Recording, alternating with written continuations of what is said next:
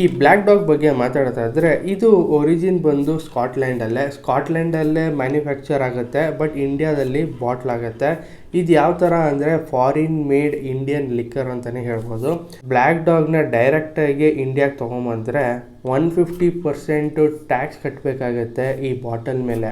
ಹಾಗೆ ಬ್ಯಾರಲ್ಸಲ್ಲಿ ತೊಗೊಂಬಂದರೆ ಬರೀ 30% ಅಷ್ಟೇ ಟ್ಯಾಕ್ಸ್ ಕಟ್ಟಬೇಕಾಗತ್ತೆ. ಹಾಗಾಗಿ ಇದು ಒಂದು ಫಾರಿನ್ ಮೇಡ್ ಇಂಡಿಯನ್ ಲಿಕ್ಕರ್ ಅಂತಲೇ ಹೇಳ್ಬೋದು.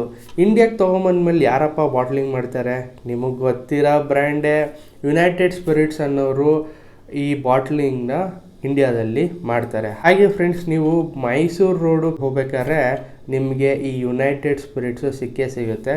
ಸೊ ಅಲ್ಲೇ ಈ ಲಿಕ್ಕರ್ಗಳು ಬಾಟ್ಲಿಂಗ್ ಆಗೋದು. ಸೊ ಇಲ್ಲೇ ಬೆಂಗಳೂರಲ್ಲೇ ಈ ಬಾಟಲ್ ಆಗಿ ಆಲ್ಮೋಸ್ಟ್ ಕರ್ನಾಟಕಕ್ಕೆ ಫುಲ್ಲು ಸಪ್ಲೈ ಮಾಡ್ತಾರೆ.